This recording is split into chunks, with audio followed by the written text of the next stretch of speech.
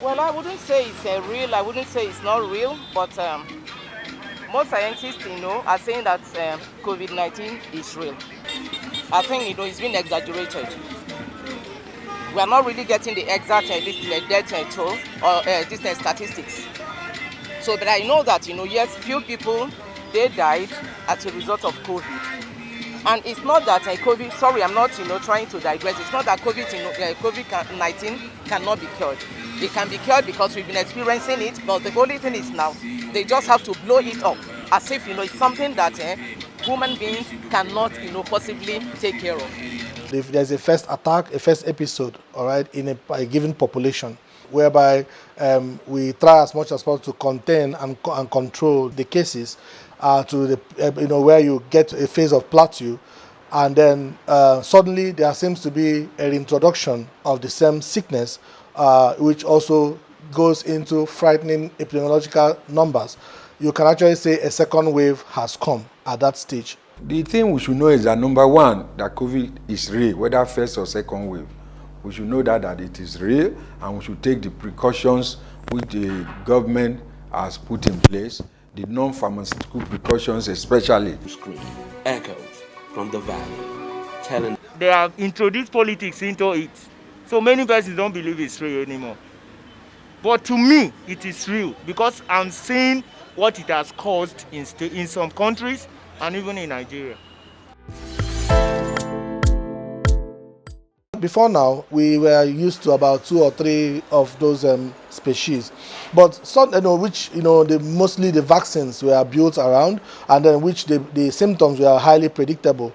And then, of course, we are also talking about the fatality and the virulence of those particular species were easily predictable.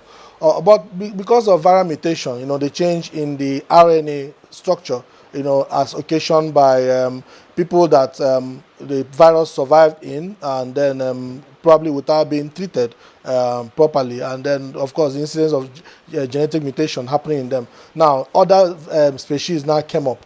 All right, other species which may not necessarily follow the laid down symptoms we knew before, and then the virulence we knew before. So actually, that actually explains the incidence of the variants that we are talking about. I think about 4 of them have been identified so far. You have the one in the UK, the popular one everybody's talking about in UK. You also have the South African variant. And there is a so-called Nigerian variant, which we have not actually been able to put a lead to. Basically, about 4 variants have been localized. Of all of them, it's actually the UK variant that is said to actually depart from the normal. It's a bit more virulent and fatal, and doesn't follow the lay down the usual protocols, the usual symptoms, and the natural history that has been associated with the coronavirus. What we have to understand is, in science and in virology, we have something we call mutations. So when viruses mutate, of course, it can mutate for worse and it could mutate for the best. We've had the mixed receptions on this. We've had some scientists say this mutation has actually been one that has helped the virus, in the sense that it helps the virus attach to cells more and it increases transmissibility.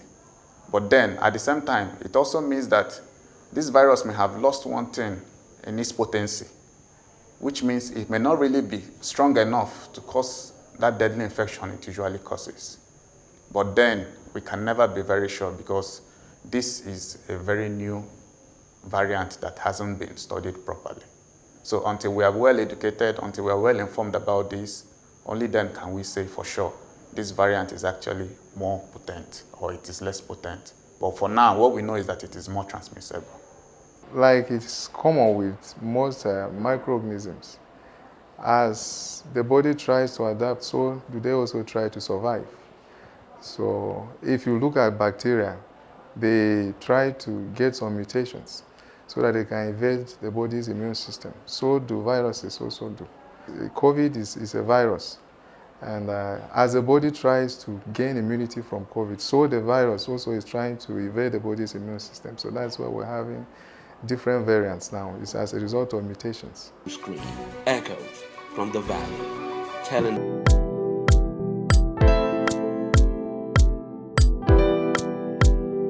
we are not identifying people a lot, the victims, a lot of times, because of the fees that have been put to it, a lot of people may not be able to afford the testing, and they may not even want to present themselves, because of the fees attached to it. A lot of them are going through a lot of, economic challenges, so it's putting a strain on them, asking them to come and pay a certain fee to do those tests. They'll rather overlook it and, of course, target malaria and, possibly see it through if it is not virulent, if it's not fatal, as the case may be. At various times, even in this facility, we have suspected cases. We send them for testing. Sometimes it takes up to 3 weeks. You get in touch with those patients, they will tell you they have not been tested. They will be asked, go and come back on this day. When they come, they will be told, we have not been able to do this, go and come back. I don't think we have enough testing facilities. If we had, those cases should be tested, let's say within 72 hours, and you have results, so you can know the way forward. In a lot of Western countries too, the tests have been licensed to even private labs to help out with the whole massive testing campaign. But I think in Nigeria, we are still limited to the Nigerian Center for Disease Control and maybe 1 or 2 organizations.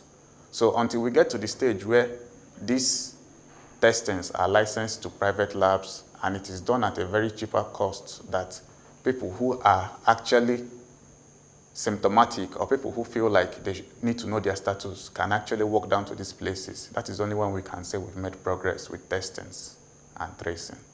Our testing capacities are still underdeveloped.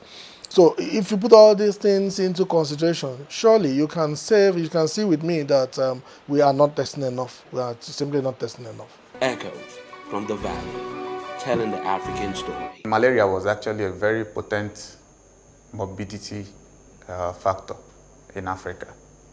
You had children who weren't able to access medical care, have malaria at an early stage, and then they pass away. But with COVID, we are very sure that someone is diagnosed of having COVID. What you're having is a respiratory infection. And malaria is more of a parasitemia. You have the malaria parasite in your blood, and then it causes a lot of symptoms, which, of course, you can correlate it to COVID. But one thing I would like us to understand is malaria never causes cough. Malaria as a parasitic infection never causes cough. So when we've been educated that the symptoms that are very much familiar with the COVID-19 infection is actually cough, sore throat, maybe breathing difficulty, fever, loss of taste, loss of smell, these things are not really typical of malaria. But if you have malaria, you're going to have fever. You might have a metallic taste in your mouth, but that doesn't mean that you've had loss of taste sensation in your mouth. And it also doesn't mean that once you have malaria and you have a superimposed respiratory infection, that it means that you're having COVID. Malaria never comes with cough. There is a rule of the thumb now that anybody that comes in with malaria symptoms, there should be a high index of suspicion for COVID-19. In fact, most people that you treat for malaria and do not seem to respond to the normal anti-malarials should also get a benefit of the doubt. Get tested for COVID-19 since the symptoms, there are actually no hard and fast rules about the symptoms. The fact is that people with even COVID-19 now, some of them are even asymptomatic.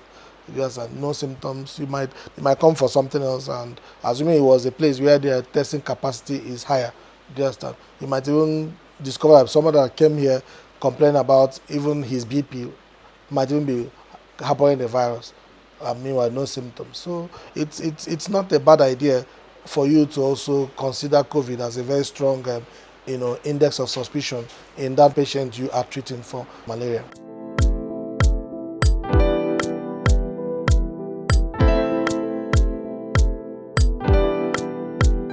It has has not been proven that you can get it on foodstuffs or vice versa, but it needs on organism that is alive. Well, if I should look at how viruses, the general principle of viral transmission, most viruses will want to depend on what we call an intermediate host, which in this case usually is an animate object. It's essentially not possible to transmit COVID-19 through food substances. All right, even though it has been shown to exist in inanimate surfaces like the copper, like your wood and so on, it can survive for some days, so hours, or some hours to days on such substances. I don't think any study has been shown that has actually shown that COVID-19 can actually thrive on the virus can actually thrive on food, and then you transmit it that way. The only ones that have been shown, documented, are person to person, all right, through the droplets, the respiratory droplets. Even the ones for, you know, now those other inanimate objects, I think they are only shown to exist there, but I don't think there's any documented evidence that people actually got it transmitted, you know, probably by, but you know, just because it was being shown that it can survive for so and so many hours on those surfaces, why not? It can actually be transmitted through them, but yet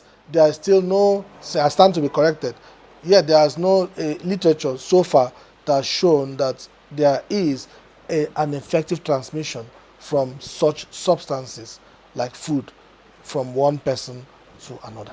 Echoes from the Valley, telling the African story.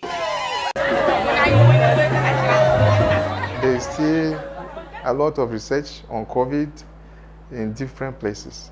But all I know is these viral infections most times transmitted by air droplets, like sneezes around the child, or the mother does not wash her hands well, uses that hand to support the child while breastfeeding. So it's very possible, because there are a lot of factors that come into play while breastfeeding. It's not just from the breast, it's not just breast milk alone. A lot of things come into play. The hand is used to support the breast for the child to breastfeed, and the mother can even sneeze or breathe close to the child. So it's very possible.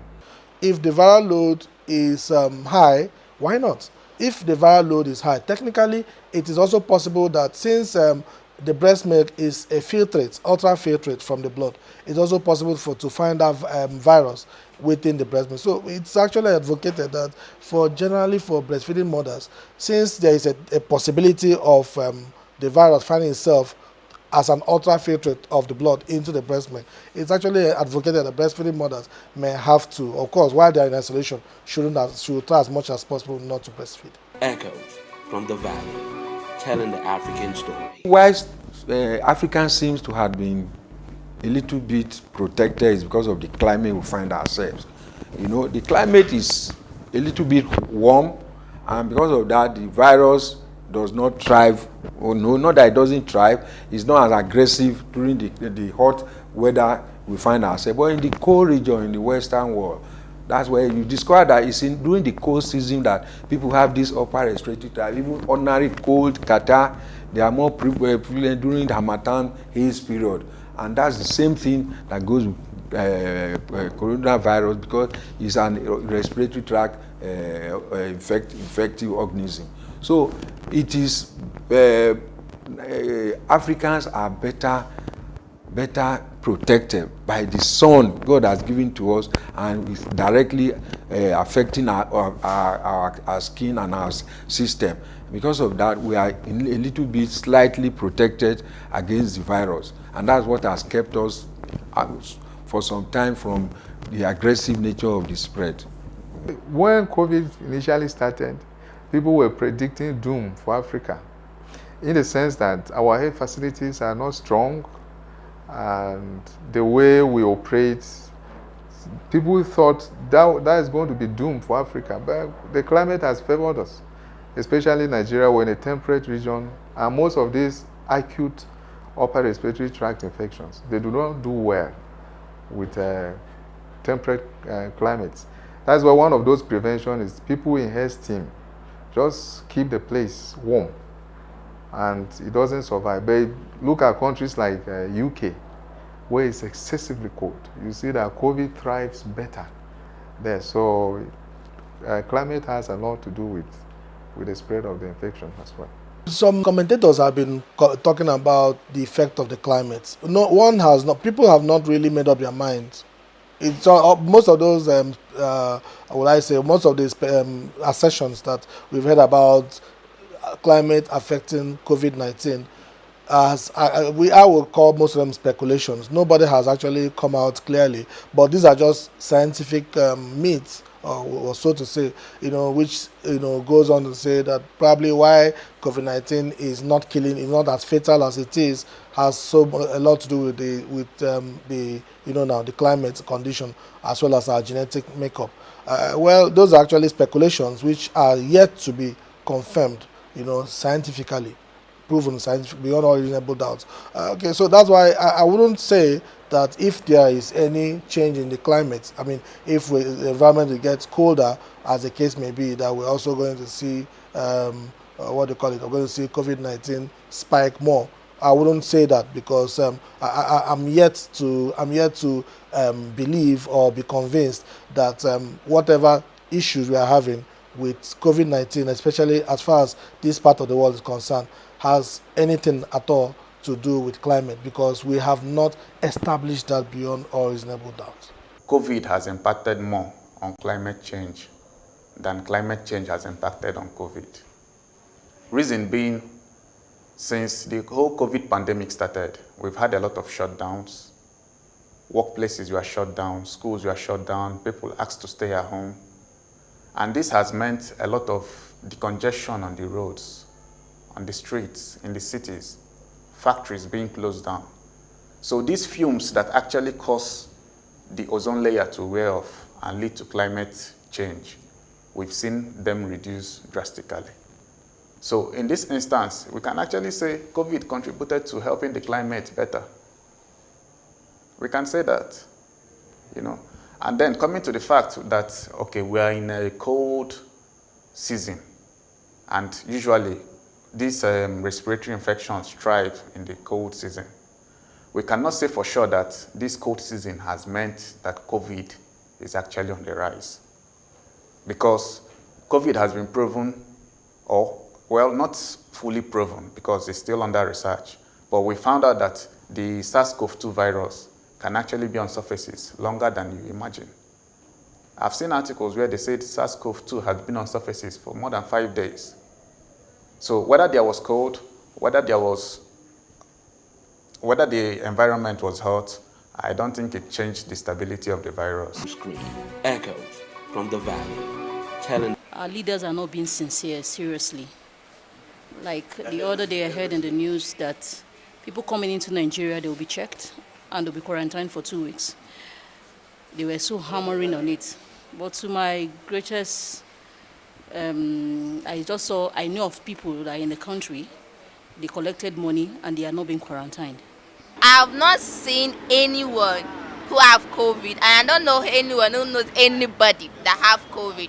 So to me, I don't think it's real. If you look at the figures published by the Nigerian Center for Disease Control and Prevention, you would understand that between March, when the first lockdown was initiated, till July, August, when there was a lot of relaxations, the number of deaths Nigeria had then and the number of infections, new cases that Nigeria had, wasn't as much as it is today. It looks as if the number has actually risen faster than it was before.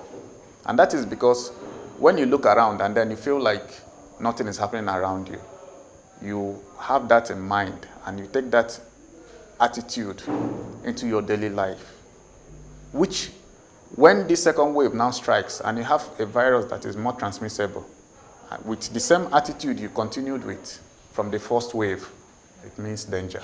A lot still need to be done. Our people need to be sensitized, because there are still some people who believe that this thing is a house. So we need to keep continuous education to our people so that we should not be tired. The government apparatus should continuously educate our people, go down to the village level, use the gatekeepers at the village level to make sure you get to the people at the grassroots. Because in the cities, yes, people listen and they are used to, they get the information.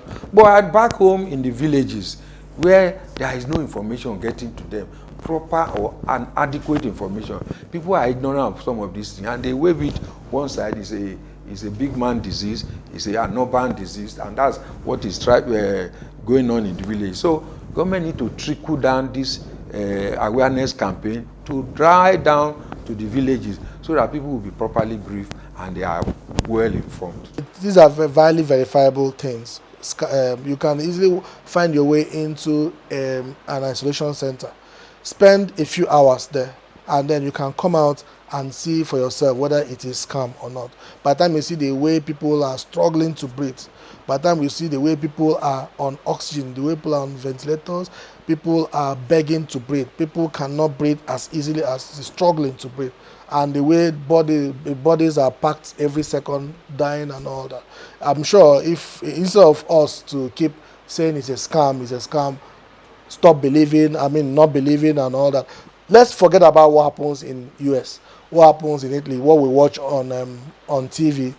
You might still say it's a scam. Why don't we take it? The isolation centers are not far away. You see the patients and actually see that COVID-19 is real.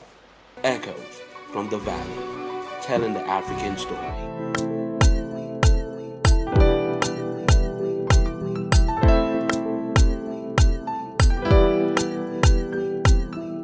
COVID is really ravaging a whole lot of population. Even if we have been favored by God, people are still dying of COVID-related issues in this country.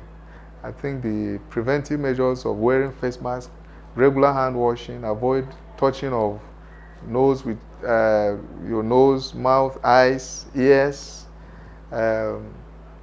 give distance, limit the number of gatherings, know where to go, when to go, and where to go at each time, so that we limit the spread of infections. We might be young and think we have the immunity to withstand this, but we have others who may not have that. So COVID is real, and those preventive measures, we should try to adhere to them so we can limit the spread of infections.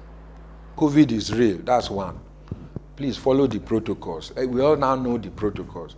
Wear your face mask properly, maintain distance from one another. Wash your hand as much as possible, number of times. If you cannot wash, sanitize your hands as much as possible. With that, and God has been on our side, we will defeat COVID. Screen. Echoes from the Valley, telling